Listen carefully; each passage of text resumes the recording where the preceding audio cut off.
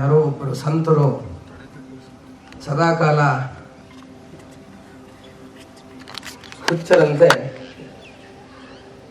ಅಶುದ್ಧವಾದಂತಹ ಪ್ರದೇಶದಲ್ಲಿ ಯಾವಾಗಲೂ ವಾಸ ಮಾಡ್ತಾ ಇದ್ರಂತೆ. ಅವರನ್ನು ನೋಡಿದರೆ ಅವರ ಹತ್ತಿರಕ್ಕೆ ಹೋಗಬಾರದು ಅನ್ನುವಂತಹ ಮನಸ್ಸು ಬರುವಂತೆ ಅವರ ಆಕಾರ ವೇಷಭೂಷಣಗಳಿದ್ವು. ಸುತ್ತ ಯಾವಾಗಲೂ ನಾಯಿಗಳನ್ನು ಅವರು ಇಟ್ಟುಕೊಂಡು ಸಮಾಜದಲ್ಲಿ ಯಾರೂ ಅವರ ಹತ್ರ ಹೋಗದೇ ಇರೋ ರೀತಿ ಅವರು ತೋರಿಸ್ಕೊಳ್ತಾ ಇದ್ರು. ಅಂತಹ ಯಾರೋ ಒಬ್ಬರ ಸಂತರಲ್ಲಿ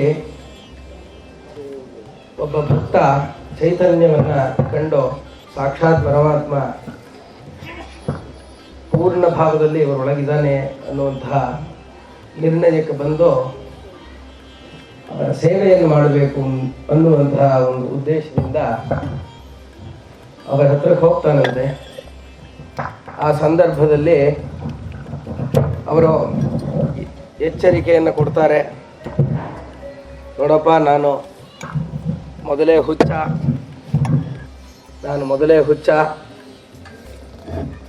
ನನ್ನ ಸಮೀಪಕ್ಕೆ ಬರಬೇಡ, ನನ್ನ ಸಹವಾಸ ಮಾಡಬೇಡ, ಸುಖವಾಗಿದೆಯಾ, ಪರಮಾತ್ಮ ನಿನಗೇನು ಬೇಕೋ ಎಲ್ಲ ಕೊಟ್ಟಿದ್ದಾನೆ, ಲೌಕಿಕ ಐಶ್ವರ್ಯಗಳಿಂದ ತೃಪ್ತನಾಗಿ ನಿನ್ಪಾಡಿ ನೀರು ನನ್ನ ಜೊತೆ ಬರಬೇಡ ಅಂಥೇಳಿ ಅವರು ಎಚ್ಚರಿಕೆಯನ್ನು ಹೇಳಿದರೂ ಕೂಡ ಇಲ್ಲ, ನಾನು ನಂಬಿ ಬಂದಿದ್ದೀನಿ, ನಿಮ್ಮ ಸೇವೆಯನ್ನು ಮಾಡಬೇಕು ಅಂಥೇಳಿ ಆ ಭಕ್ತ ಅವರನ್ನು ಸಮೀಪಿಸ್ತಾನೆ. ಜೊತೆಗೆ ಅವನು ಮತ್ತು ಅವನ ಪತ್ನಿ ಇಬ್ಬರೂ ಕೂಡ ಯಾವ ಮಟ್ಟಕ್ಕೆ ಆ ಸಂತರೊಳಗೆ ಒಂದಾಗ್ತಾರೆ ಅಂತ ಹೇಳಿದರೆ, ಅವರಿಗೆ ಪುರುಸೊತ್ತಿದ್ದಾಗಲೆಲ್ಲ ಆ ಸಂತರ ದರ್ಶನಕ್ಕೆ ಅವರು ಬರ್ತಾ ಇದ್ರು. ಅವ್ರಿಗೆ ಯಾವಾಗ ಮನಸ್ಸು ಬರುತ್ತೋ ಆವಾಗ ಅವರನ್ನು ಕಳಿಸ್ಕೊಡ್ತಿದ್ರಂತೆ. ಅವ್ರು ಎಲ್ಲೋ ಇರ್ತಾ ಇದ್ರು, ಅವರೆಲ್ಲರೂ ಇರಲಿ, ಅವರಿದ್ದಲ್ಲೇ ನಾವಿರಬೇಕು ಅಂಥೇಳಿ ಅವರಿಬ್ಬರು ಪತಿ ಪತ್ನಿಯರು ಅವರ ಸೇವೆಯನ್ನು ಮಾಡ್ತಾ ಇದ್ರಂತೆ. ಒಂದು ದಿವಸ ಆ ಸಂತರು, ನನಗೆ ದುಡ್ಡು ಬೇಕು, ದುಡ್ಡು ತಗೊಂಡು ಬಾ ಅಂತ ಹೇಳಿ ಆ ಭಕ್ತನಿಗೆ ಹೇಳ್ತಾರಂತೆ. ತಕ್ಷಣ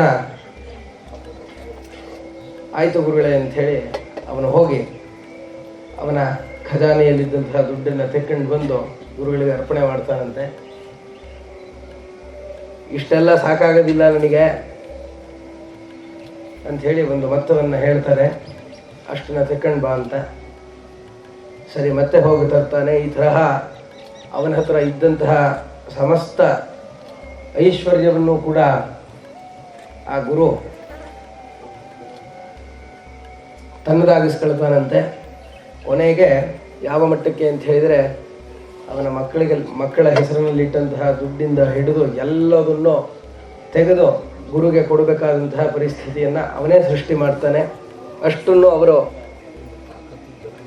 ಧೃತಿಗಿಡದೆ ಬಂದು ಗುರುವಿಗೆ ಸಮರ್ಪಣೆ ಮಾಡ್ತಾರೆ. ಅದಾದ ಮೇಲೆ ಒಂದು ದಿವಸ ಮತ್ತೆ ಹೀಗೆ ಅವರ ದರ್ಶನಕ್ಕೆ ಬಂದಾಗ, ಒಂದು ಜಾಗಕ್ಕೆ ಹೋಗಬೇಕು ಅಂತ ಮಾಡಿದ್ದೀನಿ, ನನ್ನನ್ನು ಹಿಂಬಾಲಿಸ್ರಪ್ಪ ನೀವಿಬ್ರು ಅಂತ ಹೇಳಿ ಆ ಸಂತರು ಹೇಳಿದ್ರಂತೆ. ಸರಿ, ಅವರ ಹಿಂದೆ ನಡ್ಕೊಂಡು ಹೋಗೋದಕ್ಕೆ ಶುರು ಮಾಡಿದಾಗ ಆ ಸಂತರು ಒಂದು ಮಾತನ್ನು ಹೇಳ್ತಾರಂತೆ. ಅದೇನು ಅಂತ ಹೇಳಿದರೆ, ನನಗೋಸ್ಕರ ಸರ್ವಸ್ವವನ್ನು ತ್ಯಾಗ ಮಾಡಿಬಿಟ್ಟೆ ಅಲ್ವಾ ನೀನು ಅಂತ ಕೇಳ್ತಾರಂತೆ. ಇಲ್ಲ ಗುರುಗಳೇ, ಯಾವ ವಸ್ತುಗಳು ನನ್ನದಾಗಿರಲಿಲ್ಲ, ನೀವೇ ಕೊಟ್ಟಿದ್ದು, ಅದನ್ನು ನಿಮಗೆ ಕೊಟ್ಬಿಟ್ಟಿದ್ದೀನಿ. ಹಾಗಾಗಿ ನಾನೇನು ತ್ಯಾಗ ಮಾಡೋದಿದೆ, ನೀವೇ ಅದನ್ನು ಮಾಡಿಸ್ಕೊಂಡಿದ್ದೀರಿ, ನಮಗೇನು ಆ ಥರ ಭಾವ ಇಲ್ಲ ಅಂತ ಹೇಳ್ತಾನಂತೆ. ಸರಿ ಸರಿ ಸರಿ, ನನಗೋಸ್ಕರ ಕಷ್ಟ ತಗೊಂಡೆ, ನಾನು ಹೇಳಿದೆ, ನನ್ನ ಮಾತನ್ನು ಕೇಳಲಿಲ್ಲ, ನಾನು ಹುಚ್ಚ ಅಂಥೇಳಿ ನೀನು ಕೊಟ್ಟಿದ್ದು ದುಡ್ಡನ್ನು ಒಡವೆಗಳನ್ನು ಯಾರ್ಯಾರಿಗೆ ಬೇಕೋ ಎಲ್ಲ ಕೊಟ್ಟು ಕಳೆದುಬಿಟ್ಟೆ ಕಣೋ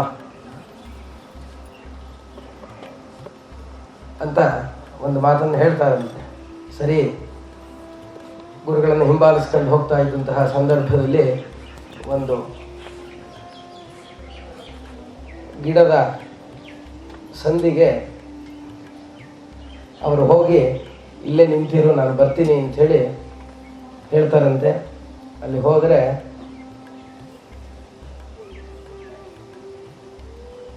ಒಂದು 10 ನಿಮಿಷ ಆದರೂ ಕೂಡ ಗುರುಗಳು ಬರೋದಿಲ್ಲ. ಹಾಗಾಗಿ ಕಾಯ್ತಾ ನಿಂತಿರ್ತಾರೆ ಇವರಿಬ್ಬರು ಕೂಡ. ಒಳಗೆ ಹೋಗಿಬಿಟ್ಟು ಆ ಗುರುಗಳು 20 kg ಚಿನ್ನದ ಗಟ್ಟಿಗಳನ್ನು ಎತ್ಕೊಂಡು ಬರ್ತಾರಂತೆ. ಬಂದಾಗ ಅವನಿಗೆ ಕೊಟ್ಟು, ನೋಡಪ್ಪ, ನೀನೇನೇನು ನನಗಾಗಿ ಕೊಟ್ಟಿದ್ಯೋ ಇದನ್ನೆಲ್ಲ ಸೇರಿಸ್ಬಿಟ್ಟು ಇನ್ನೂ ನನ್ನದಾಗಿರಲಿ ಅಂತ ನಿನಗೆ ಕೊಡ್ತಾ ಇದ್ದೀನಿ. ಇದನ್ನು ತಗೊಂಡೆಲ್ಲ ನೀನು ಲೌಕಿಕ ಸುಖ ಭೋಗಗಳನ್ನೆಲ್ಲ ಅನುಭವಿಸ್ತಾ ಸಂತೋಷದಿಂದ ನಿನ್ನ ಪತ್ನಿ ಜೊತೆ, ನಿನ್ನ ಮಕ್ಕಳ ಜೊತೆ ಸಂಸಾರವನ್ನು ಮಾಡು, ಒಳ್ಳೆಯದಾಗಲಿ. ನಿನ್ನ ಪರೀಕ್ಷೆ ಯಾವ ರೀತಿ ನಾನು ಮಾಡಿದ್ದೀನಿ ಅಂತ ಹೇಳಿದರೆ, ಆ ವಸ್ತುವಿನ ದಾನವನ್ನು ಮಾಡುವ ಸಂದರ್ಭದಲ್ಲಿ ಮುಂದಿನ ಯೋಚನೆ ನಿನಗೆ ಬರುತ್ತೋ ಇಲ್ವೋ ಅನ್ನುವ ಪರೀಕ್ಷೆಗಾಗಿ ಇದನ್ನಷ್ಟನ್ನು ನಾನು ಮಾಡಿದ್ದು, ನಿನಗೆ ಕೊಟ್ಟಿದ್ದೀನಿ ಅಂಥೇಳಿ ಆ ಗುರುಗಳು ಅವನಿಗೆ ಆಶೀರ್ವಾದವನ್ನು ಮಾಡಿದರು ಅಂತ. ಅವನು ಹಬ್ಬ ಅಂದರೆ ಒಂದು ಲೆಕ್ಕದಲ್ಲಿ ಅದರ 10% ಅವನು ಗುರುಗಳಿಗೆ ಕೊಟ್ಟಿಲ್ಲ. ಇನ್ನು 90% ಗುರುಗಳು ಸೇರಿಸಿ ಲೌಕಿಕ ಮೊತ್ತದಲ್ಲಿ ಹೇಳ್ತಾ ಇರೋದು ಅವನಿಗೆ ಕೊಟ್ಟಿದ್ರು ಅಂತ ಈ ಒಂದು ಸಣ್ಣ ಕಥೆ. ಇದರ ಅರ್ಥ ಏನು ಅಂತ ಹೇಳಿದರೆ, ಗುರು ಯಾವ ಸಂದರ್ಭದಲ್ಲಿ ನಮಗೆ ಏನನ್ನು ಹೇಳ್ತಾನೋ, ಯಾವ ಕಾರಣಕ್ಕಾಗಿ ಏನನ್ನು ಹೇಳ್ತಾನೋ ನಮಗೆ ಆ ಮುಂದಿನ ಭವಿಷ್ಯ ನಮಗೆ ಗೊತ್ತಿರೋದಿಲ್ಲ. ಅವನಿಗೆ ಮಾತ್ರ ತ್ರಿಕಾಲಗಳು ಕೂಡ ನಮಗೀಗ ವರ್ತಮಾನ ಕಾಣ್ತಾ ಇರುವ ರೀತಿಯಲ್ಲಿ ಅವನಿಗೆ ಎಲ್ಲವೂ ಕೂಡ ಗೊತ್ತಾಗ್ತಾ ಇರುತ್ತೆ.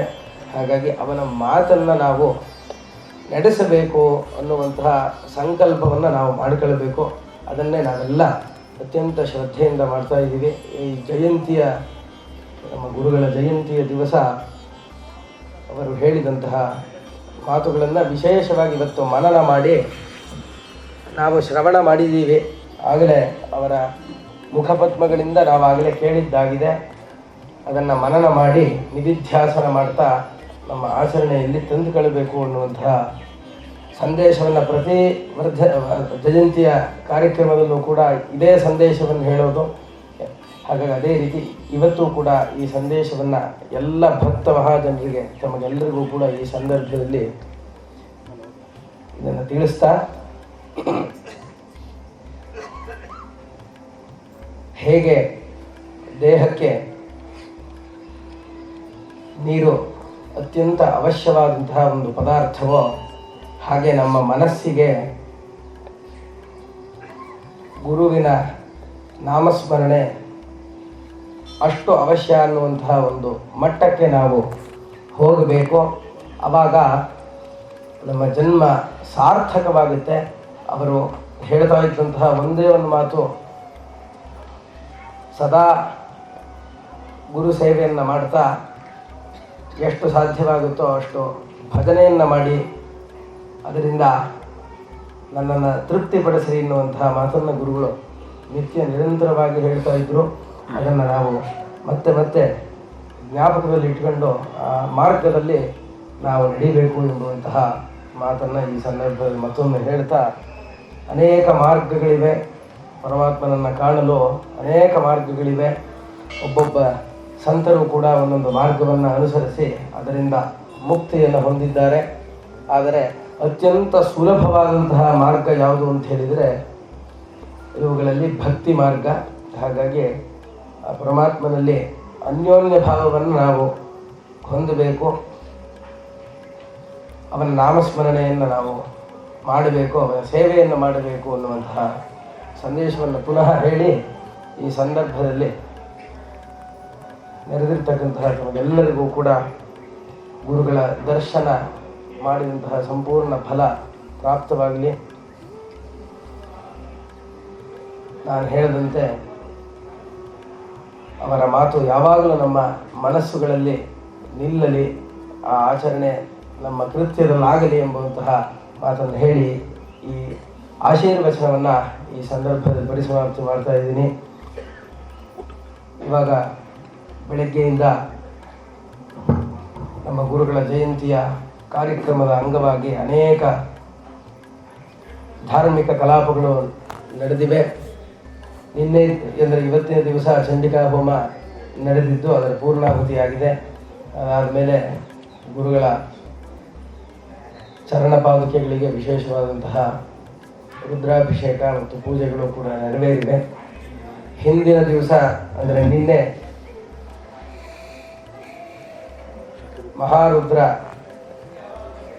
ಮಹಾರುದ್ರನ ಅಂಶ ಸಂಭೂತನಾದಂತಹ ಆಂಜನೇಯನ ಪ್ರೀತ್ಯರ್ಥವಾಗಿ ಶತರುದ್ರಾಭಿಷೇಕ ಮತ್ತು ರುದ್ರಹೋಮ ನಿನ್ನೆ ದಿವಸ ನಡೆಯಿತು. ಈ ಕಾರ್ಯಕ್ರಮದ ಅಂಗವಾಗಿ ಇಷ್ಟಲ್ಲದೆ ಶ್ರೀಮದ್ ಭಾಗವತ ಸಪ್ತಾಹ ಪಾರಾಯಣ ಮತ್ತು ವಾಲ್ಮೀಕಿ ರಾಮಾಯಣ ಪಾರಾಯಣವೂ ಕೂಡ ಇದರ ಅಂಗದಲ್ಲೇ ನಡೆದಿವೆ. ಹಾಗಾಗಿ ಇವನ್ನೆಲ್ಲವನ್ನೂ ಕೂಡ ಭಕ್ತರ ಶ್ರೇಯಸ್ಸಿಗಾಗಿ ಪರಮಾತ್ಮನ ಪ್ರೇರಣೆಯಂತೆ ಸಂಕಲ್ಪವನ್ನು ಮಾಡಿದ್ದೇವೆ. ಅದರಂತೆ ಅವೆಲ್ಲವೂ ಪರಿಸಮಾಪ್ತಿಯಾಗಿದೆ. ಅದನ್ನು ಗುರುವಿನ ಚರಣಾರವಿಂದಗಳಿಗೆ ಸಮರ್ಪಿಸಿ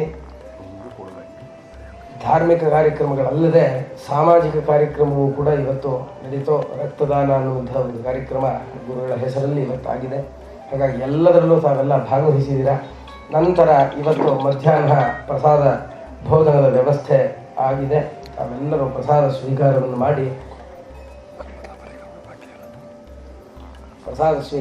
ಮಾಡಿ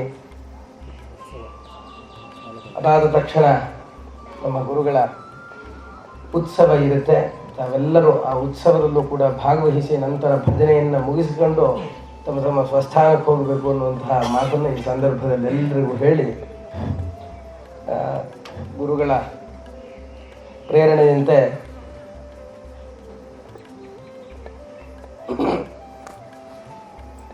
ಅವರ ಆಶೀರ್ವಾದವನ್ನು ಪಡೆದು ನಾವು